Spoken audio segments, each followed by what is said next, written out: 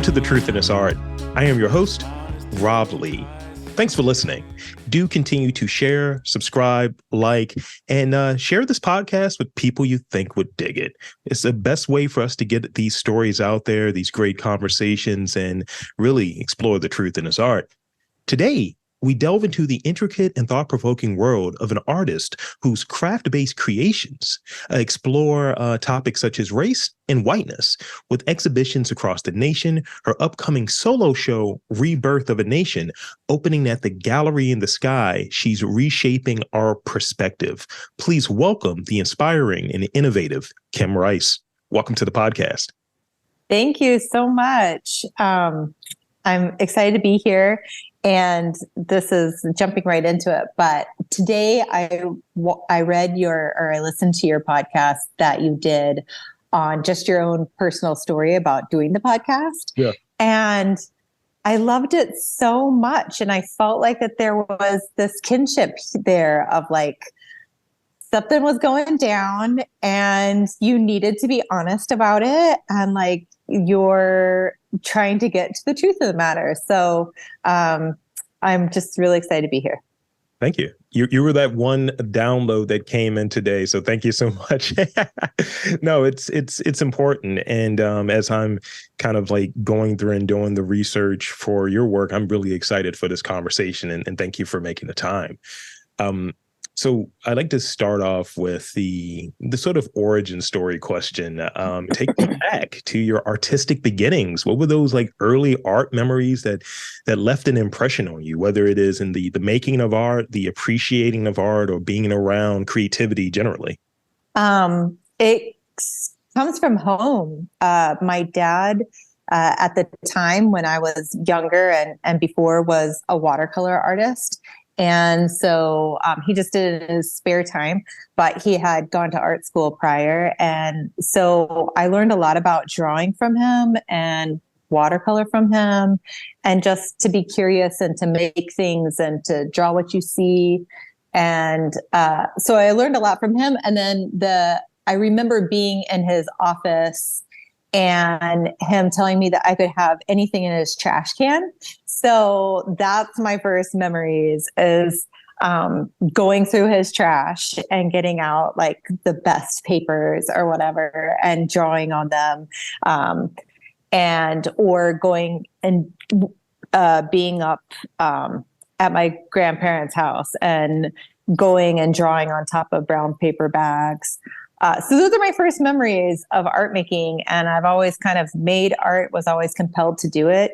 And that kind of went away a little bit. Like in middle school and high school, I got really into athletics and spent time doing that. But then I got injured, and art was the thing that I came back to kind of make sense of it all. And from there, it just became my main focal point. Yeah. That's great. Thank you. And it's good to be able to return.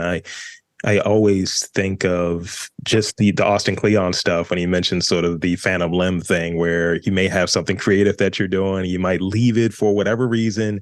It's always going to be there. You always come back to it, maybe in a different way. You know, I have the comic thing. I have the, I guess even to a degree doing this. I was always one of those. I was a rapper in high school. I tried to be a rapper in high school. That's yes. And it was just me playing around with audio. And I used to be one of those guys, those kind of like jerky high school guys with the mic. And it's like, tell me what you think about this. That was my introduction, I suppose, into interviewing people. But I spoke like I was The Rock, and I was speaking in the third person. Nice. Because I'm a weirdo. I was very socially awkward in high school. Very big, very socially awkward. So I think, creativity can be a very strange beast. Is there a spark for you? Is there something that kind of ignites creativity for you? Like, is there a problem that needs to be solved, a puzzle, or something entirely different? What is that spark for you that makes you feel compelled to create? Yes. This is a good question. I think that where my practice is now, so we'll speak from just now. Where my practice is now, I'm usually compelled by materials or by readings. And so, or even conversations that I have. And so there's something that sticks in my mind. And I'll give you an example. This is probably the best way to do it. So I was reading a book on redlining and thinking about the different resources that I have just because of being middle class, and the safety net that I have, I have automatically just because of my resources by means of my family and the connections that I have. Like if something bad went down, there's other people in my friends and family that are middle class that can help me with those resources. Right. So thinking about that safety net, then I'm working out and I'm doing sit-ups in this gym that there's like a net that runs over top. And every time I'm doing my sit-ups, I'm like looking at that net and I'm visualizing different things going through it. And I'm thinking about the safety nets. And then I go to the hardware store, which is sometimes what I do when I can't quite put my finger on what I want. And I walk the aisles and then I see these zip ties. Yeah. And I'm like, there's something here. And so then I go home or go to my studio and I start manipulating the zip ties in different ways. And I'm thinking about the safety net. I'm thinking about these resources. And then all of a sudden I have a piece. And so, and I have two safety net pieces. One is a safety net Richmond. The other one is a safety net Baltimore, and they're redlining maps made completely out of zip ties. So So that would probably give you an example of like where the spotter is coming from. So I don't know. That's probably the best way to explain it. I mean, you explained it very well, and it poses another question with that. So I think I get a lot of, I guess I get a lot of sort of inspiration or that fodder, if you will, from being in other communities and really being dipped in. So if I go travel, I'm like, where's the weird stuff? Where's the neighborhoods? Where's all of the stuff? Where's the coffee? But I make it such that I keep a notepad with me. You know, I keep something with me to kind of write down. It might be keywords. It might be something that's like, what's the stuff here? Who's the artist here? What's the thread here? For you, when you're doing that and you're like maybe in the gym or you're in the hardware store or wherever that spark hits you, do you have like a notepad? Do you use the app on the phone? What are you using to kind of capture some semblance of the idea? I am so old school and I try never to use my phone for anything. And that's not, it's just because I straight up can't work it properly. And so I usually like I'll have, I use like an old school planner, and I usually am like writing in the back on the back pages, scribbling notes, or I'll find something to write on just to keep it with me. If all else fails, I'll do like a voice thing on my phone and be like, don't forget this. Sometimes like I will actually call my husband and be like, send me an email. These are the things I need you like. It's so dumb. I go through like multiple, and then it's just, and then there's just like lists everywhere. I have like sheets of paper, like, look here, this is in front of me, just random paper that I've written thoughts on, that hopefully, like, I feel as if I could just get down on paper somehow, somewhere it's safe, which is not true because I can totally lose paper. So that's how I go about doing it. Yeah, I have like, I'm in my studio, but I have like this makeshift desk, and in the back of it, I have all of these scraps of paper. Some were in notepads that are different pieces of paper. Some are business cards of other people. I'm like, your business doesn't matter. Let me write the story on there.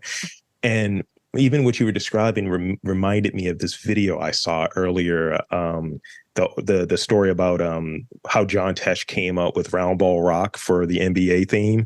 And he was like, he left himself a voicemail humming what he wanted the instrumental to be. So he bought the machine on there, and then he goes into the whole story. And I'm like, however you get it down, however you get the story, right, right, yeah. Well, I used to use a sketchbook a lot because I've gone through many iterations of making, and there were times when I was painting and drawing more. And so I would have a sketchbook on me, and then I found that my sketchbook was just turning into like lists or words or books or things like that. And so now the sketchbook has kind of fallen to the wayside, and I just write it in the planner because that's kind of become my sketchbook of sorts. Makes sense. So you have a, from what I've read, very hands-on, very labor-intensive process, and I'm seeing crocheting, I'm seeing sewing, I'm seeing all types of things within the process. So talk a bit, expand on that a bit, for the folks that are in the back and aren't familiar. And, some of the themes that you're exploring. I have a sub question in there, but I at least want to go there to kind of like set the stage. So I started this body of work on whiteness a decade ago, and I started it by weaving.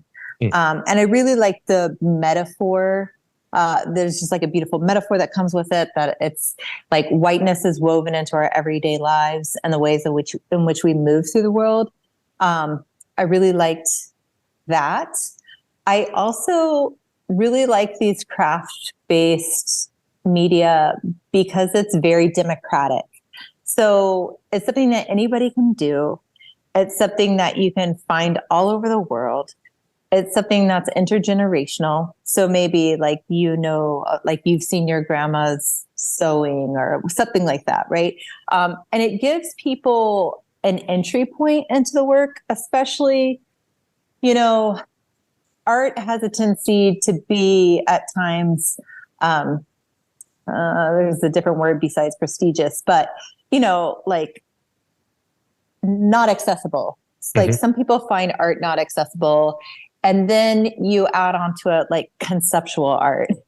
And I'm a conceptual artist, and I came to it grudgingly because I didn't ever want to feel like something was inaccessible.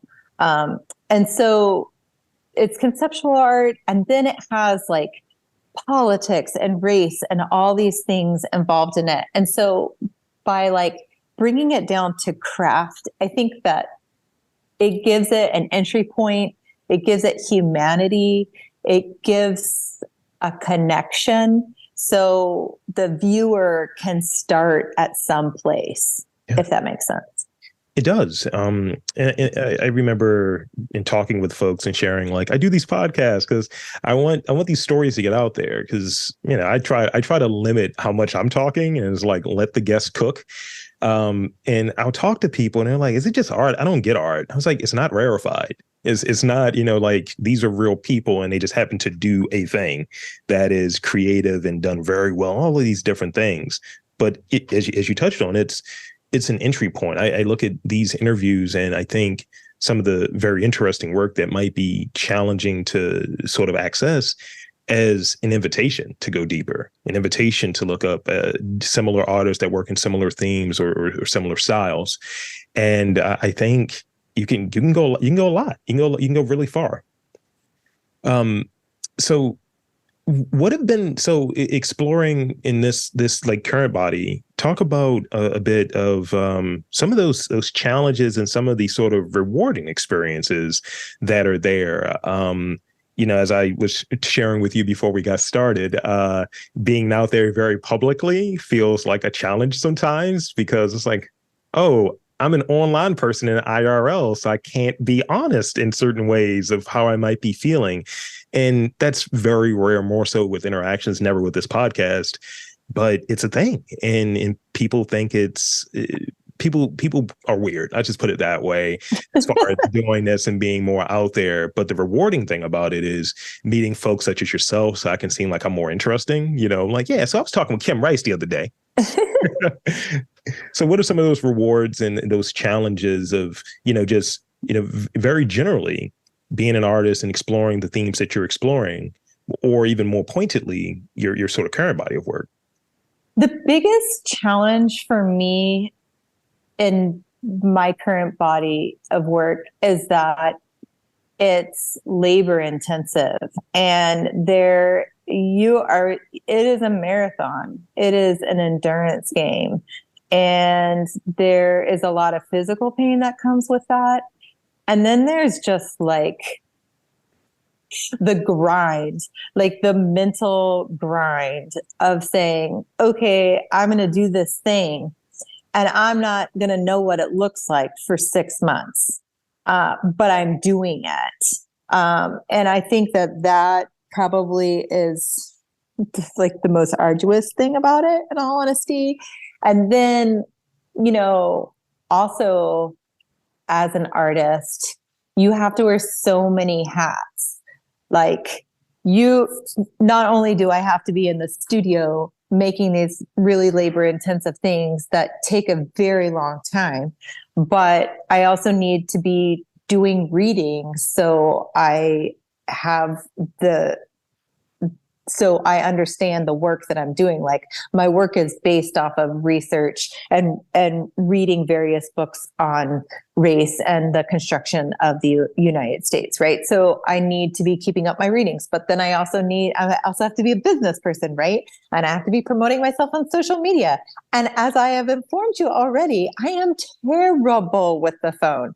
So, or just promoting yourself, and you think that takes a lot of effort. And then you also have to be applying for shows and you have to be writing grants. And so it's a constant battle of like deciding what the priority is. And I wouldn't say a battle, but there's always something that needs to be done. There's usually 20 things that need to be done. And it's deciding what the priority is for that day, and trying to use your time as wisely as possible. So those are probably like the big difficulties, I guess, or the things that are the hardest part of my job, if that makes sense. It does make sense. So I saw something that, I had to key in on because, for folks that listen to this podcast, I've done a sub-series on it. I love the city, New Orleans.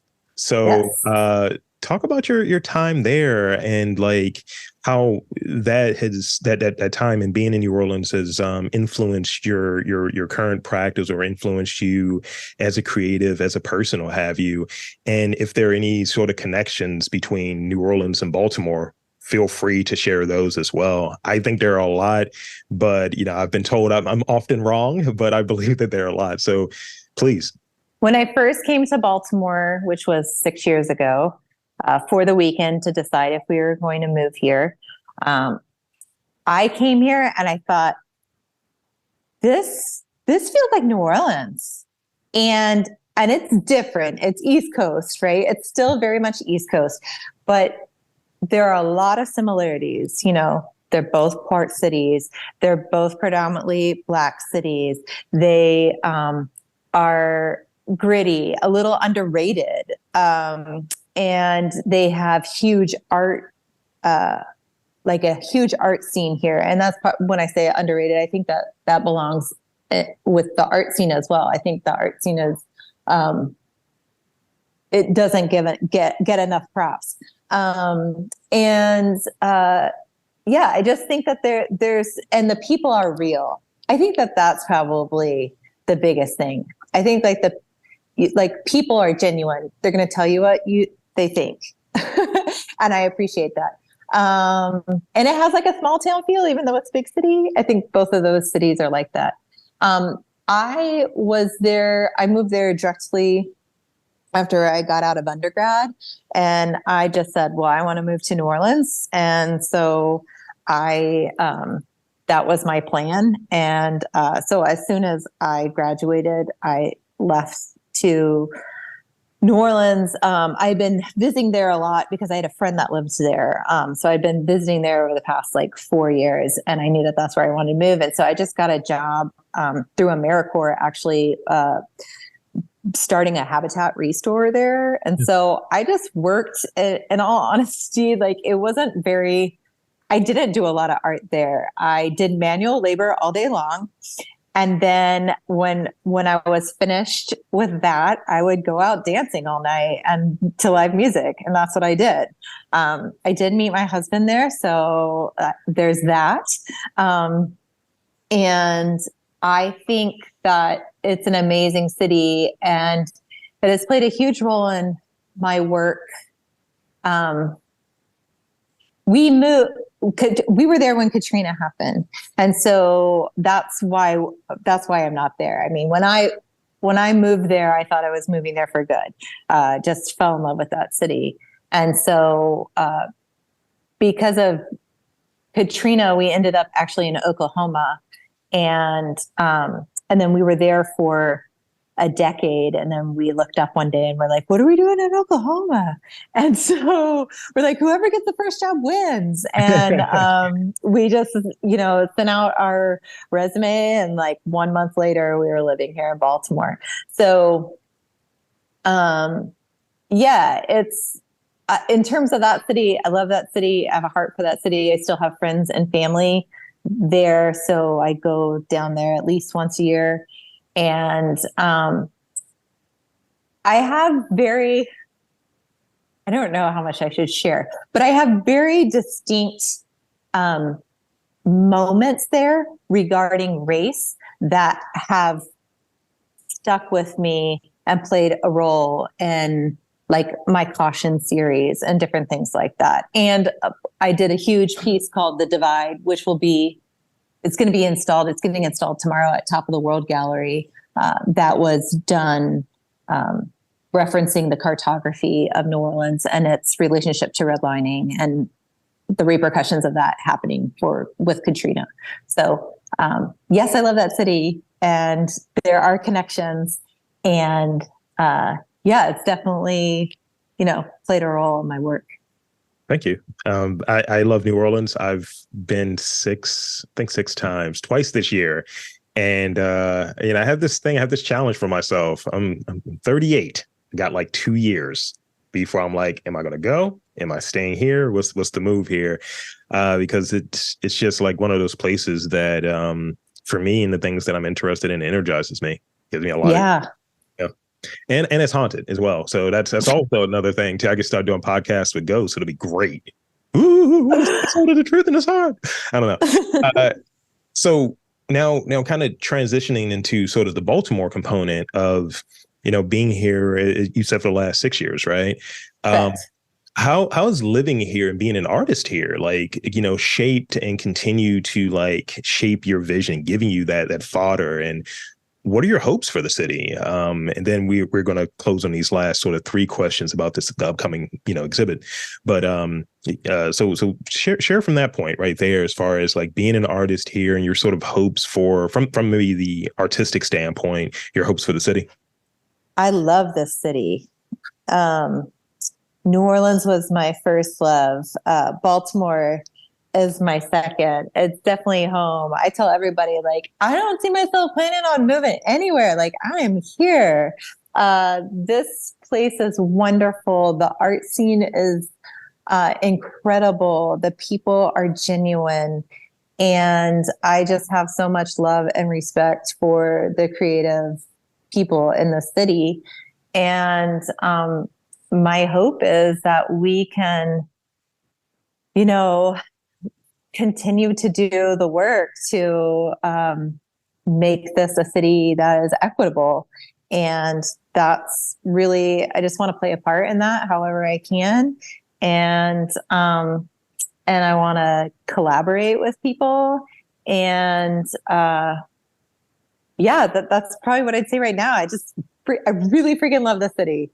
So that's great. We're going to isolate that bit and just put it out there in the universe. I mean, that's the thing. I was a couple years ago part of this project, and it's on YouTube, where I'm kind of hosting these segments, and it's through NXPA or NXPX rather, where the team is going through and they're kind of talking to people in the city, giving them their flowers and telling them that they matter. And so we put this out on Valentine's Day a couple years ago. Nice. And it's just like a nice thing to do. And it feels like low hanging fruit, but also it's this sort of, and one of the things that kind of pushes this podcast along continually, this idea of Baltimore is great. It's not that bad. It's not those bumper stickers. Baltimore, I actually like it. I side eye those all the time.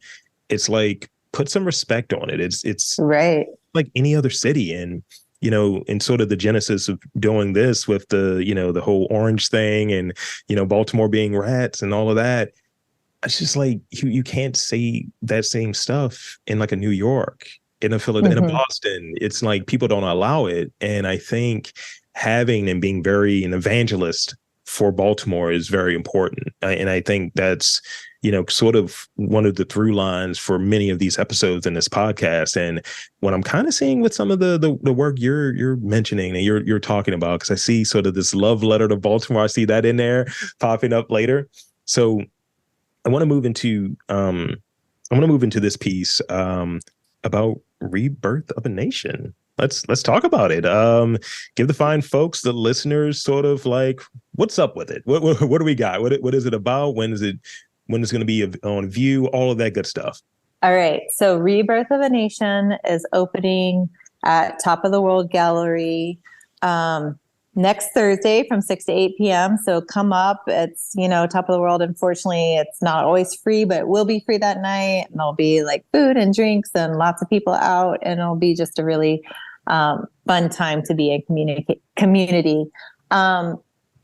This exhibition, I'll go back. I have another exhibition right now at Connect Collect Gallery with Paul Rucker, and that's called Liberty and Justice. And that had more of the work that had been most of my current work up until I was simultaneously doing this other exhibition. These things are happening at the same time. But so I've been working in caution tape for a couple of years, and caution and danger tape, and thinking about just violence and policing and the ways in which white people, who is safe from whom, who needs protection from whom, these types of questions. So I got this exhibition with Top of the World a year ago, and I went up to see the space, and my plan had been to continue doing my work in caution and danger tape. And I went up and I saw this 360 of the city. And I was like, oh, we have to talk about Baltimore. You can't sit at the top of Baltimore and not talk about Baltimore. And if you're going to talk about Baltimore, then you have to talk about redlining. And up until that point, I had decided like my redlining work was done. Like I wasn't going to be doing any more redlining work. And I just felt like I had to, that this space was a call to action for that. Because as you know, Baltimore is the birthplace of redlining. And so since it's the birthplace of redlining, since the federal government came and looked at this city and said, we like this oppression, we want to go ahead and put it out through the whole country. If it can be a model of oppression, then it can be a model of equity. And so what does that look like? And so I just started thinking about all the change makers here in the city. And, as artists, we're problem solvers. Creatives are problem solvers. And so I wanted to take all that into consideration with this work. And so there is kind of, there'll be a lot of redlining work of other cities because that's what happened because of Baltimore. But for the Rebirth of the Nation piece, along with the Greatest City in America piece, it's an 8-foot weaving of the Baltimore redlining map woven with Lawrence Brown's The Black Butterfly, the last chapter, Healing the Black Butterfly. And so looking at the step-by-step process it would take to make the city equitable, and the resources that are needed and where. And it goes out and then it grows into over 1,300 flowers made. I bought books in Baltimore at Baltimore-based bookstores of Baltimore authors. And I created these I hand ripped, cut, built, then painted these flowers. And then there's also going to be these like QR codes that connect back up to different nonprofits that are doing the work here in the city.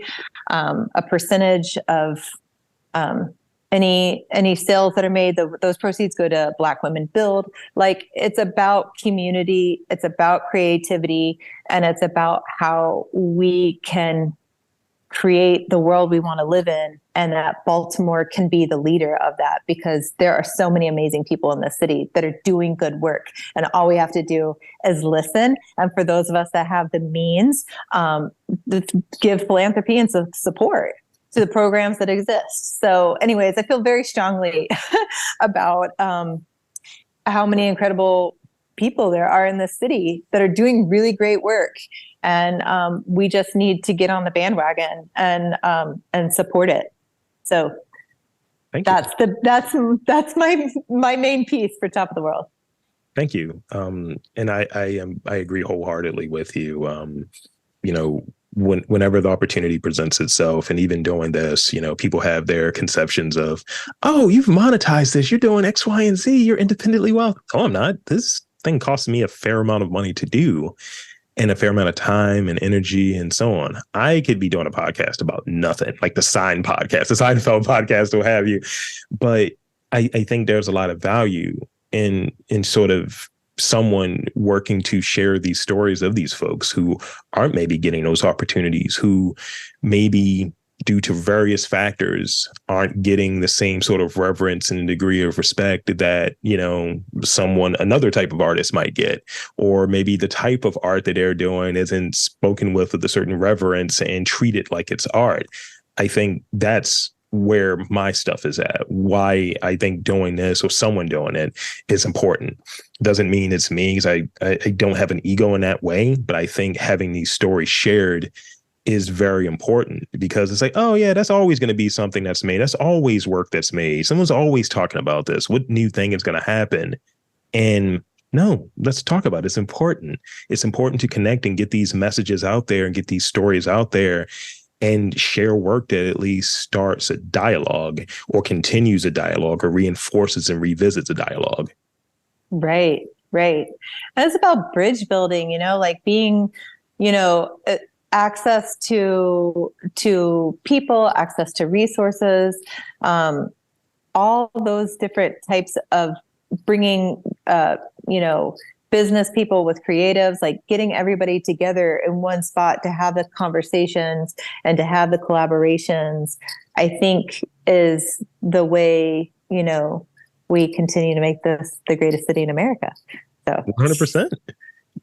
To sound like I'm a branding guy, it's the intersection of arts, culture, and community. Yeah. And so let's see. I got one more sort of real question for you, and I think you've touched on it in different points, but in a more sort of resolute and wrapping it up sort of way. Creative growth. Like you're here, doing this sort of work, which I'm still trying to weave my mind around it.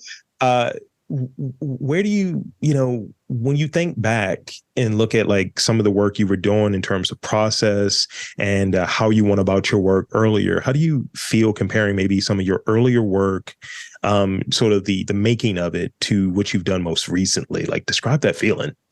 It's about constantly trying to push myself, to not ever get too comfortable, to see how I can be better at my craft, better, like push myself outside of my own abilities of making, but also content. Like at one time, because there's kind of reasonings why my series have transitioned in the way that they have, just because of the cultural climate. When I started this a decade ago, I was in Oklahoma. Barack Obama was president. There was a belief that the white people believed that we were a post-racial society. And so like the idea of talking about the oversaturation of the white image or the idea that we function as the universal, white people function as a universal norm, just was mind bending to a lot of people.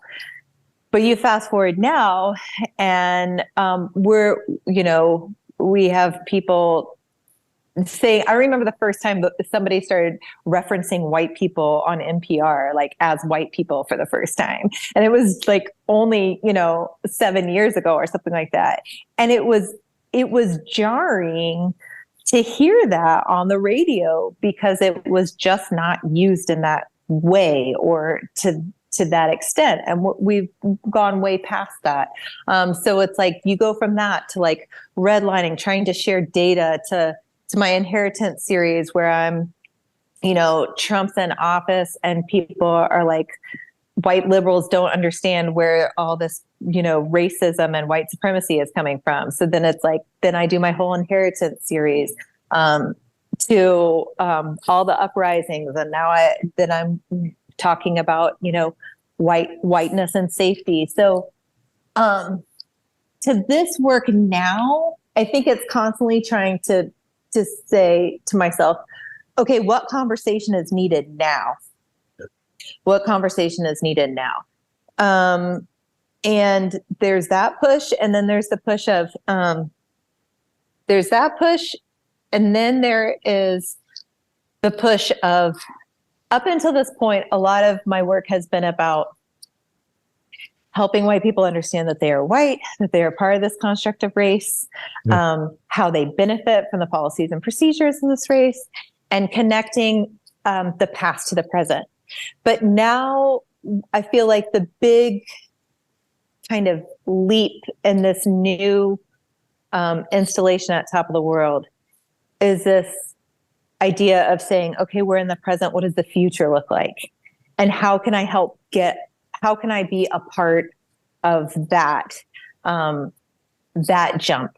And so just really wanting to be in collaboration with other people, in all honesty. Like there are so many smart problem solvers out there that I want to have conversations with and work with.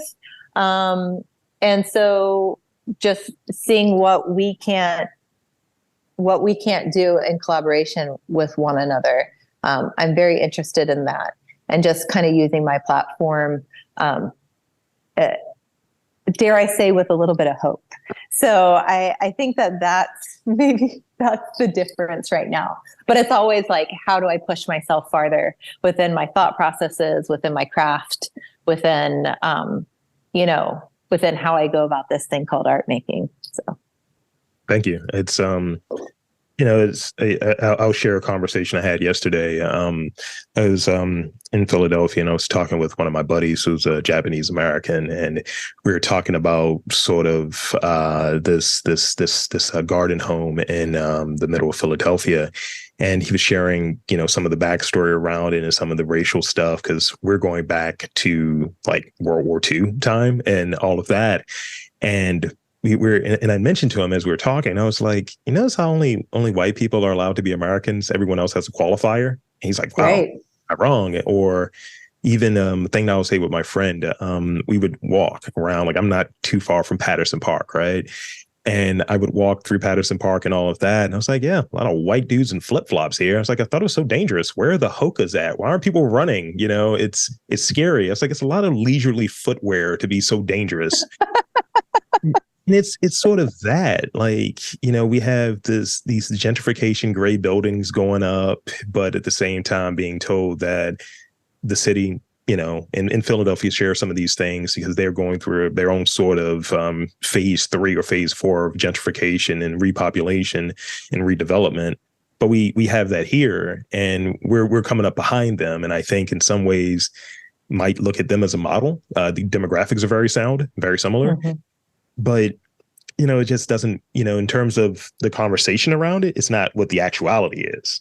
It's like, oh, it's super dangerous. People are being killed left and right. I was like, yeah, but I don't know if I think those are other issues that we should explore. And let's delve into that conversation versus the inherent badness of it. And going back to sort of the reasoning behind this podcast starting, when that comment around, how Baltimore is described outside of Baltimore, I didn't hear anything about buildings, streets. I felt they were talking about Black people. Mm-hmm. That was the feeling. So that definitely sparked something in me, and kind of like thinking through it and thinking about these sort of narratives. And to your point about the timing of it, Mm-hmm. like this is 2019 when I started doing this, and we were in the height of Trump land. And it was just like, oh, this is just a Tuesday when we'll engage in this sort of dialogue. And that wasn't even in the top 10 of terrible racial, sexual, whatever, things that were said. Right. So being able to have these dialogues and being able to your point about, collaboration and working with problem solvers and things of the sort, it goes back to the D. Watkins thing. It goes back to a thing that I've banged the bell on. We can speak for ourselves. Right. I think it's about collaboration to be able to do that. Yeah. To go back to kind of what you were saying before, I think white people we speak in coded language all the time, and so it's about us as white people being really honest about what that language means, and that's where a lot of my work, the caution work comes from, these ideas around safety and who's safe from whom and who needs protection from whom, and particularly about how white women can incite violence, and then still remain I'm going to say the word pure, but that's not right. I lost my language here for a minute. But yeah, anyways, I think that these conversations are important. I think that you're right that that there's coded language that's being spoken. And now I'm spacing out. Oh, you're good. You're good. Sorry.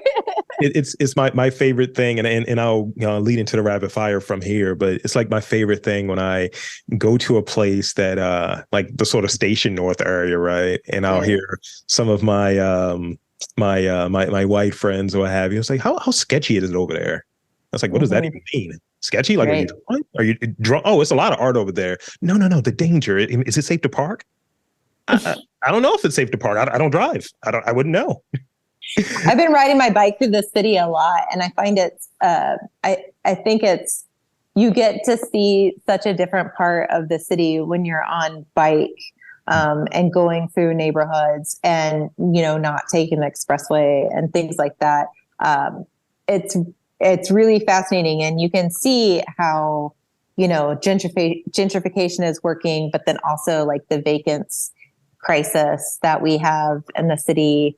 But yes, I must say that I've never felt unsafe here to a certain, and maybe that's my own naivety, but or I'm just going incredibly fast on my bicycle.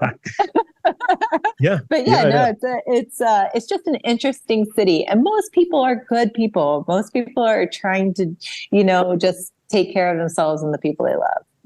100%. And I think that's a good spot for us to kind of wrap on the real questions. And I have four rapid fire questions for you. All four of them.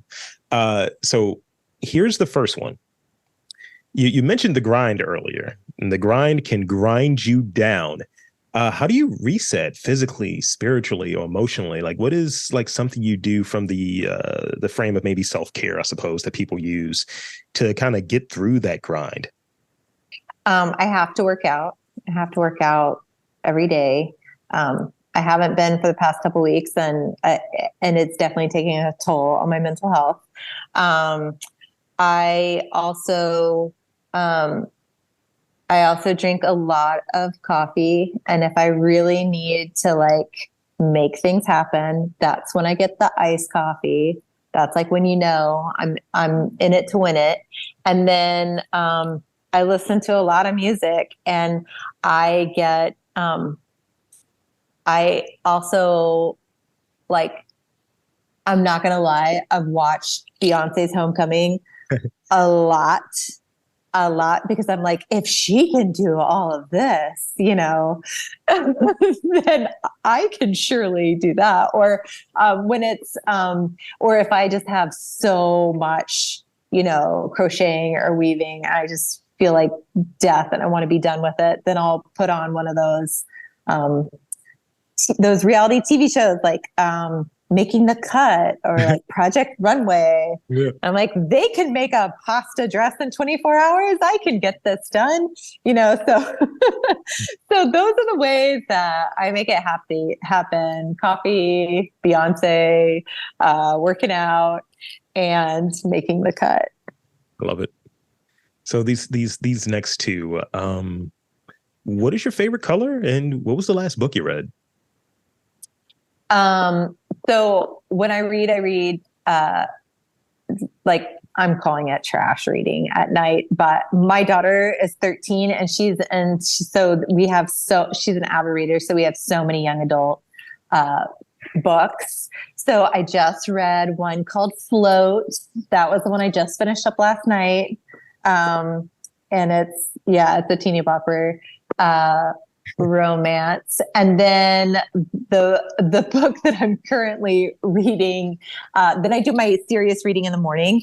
And so my current serious reading is Richard Rothstein's, he and his daughter just wrote a new book called, Something in Action. But it's, what is it called? I can't remember the first word, but it says it's something and it comes from he wrote The Color of Law. So the whole book on redlining. And then this is like, I think it's called Just Action or something like that. But yeah, it's about how we can make actionable change right now, just as human beings, to try to offset all the damage of redlining.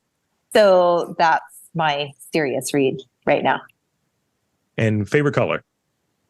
I'm currently into orange, but it's a good time to be.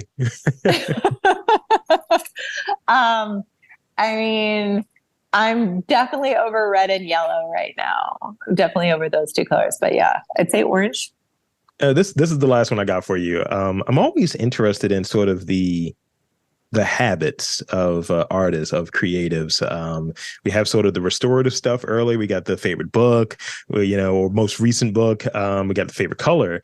What is your go-to snack? What do you like to eat when you're in between? Like your hands are swelling, you can feel everything in your scapulas.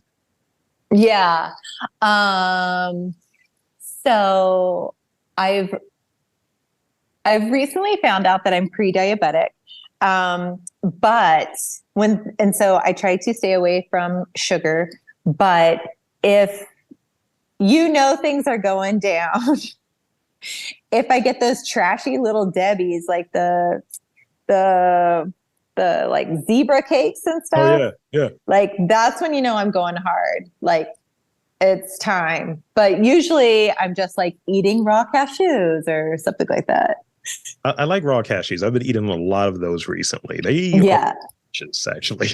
Yeah, they actually probably are my go-to snack, raw cashews and grapes. But yeah, if we're just like trying to make it happen, then you bust out the little Debbies.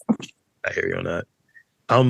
That's pretty much it for me. I want to thank you for making the time to come on this podcast and share with me and share with the listeners. And two, I want to invite you to share in these final moments, Rebirth of a Nation, social media, website, all of that good stuff. The floor is yours. Sweet. Thank you so much. This was actually really fun. So you can find me at kimrice.net. You can find me at Instagram at kimriceartist. And then I have 4 exhibitions this fall. I have Connect Collect Gallery, which is off of North Charles. And then with Paul Rucker, That's an awesome exhibition. You should go see it. And then Top of the World opening this Thursday from 6 to 8 p.m., Rebirth of a Nation. And then I will be a part of B23, the Artscape exhibition, which you should definitely check out. And then if you're up in Brooklyn, I'm going to be having an exhibition up there, but you can find that all out on my website. And there you have it, folks. I want to again thank Kim Rice for coming on to the podcast. I'm Rob Lee, saying that there's art, culture, and community in and around your neck of the woods. You've just got to look for it.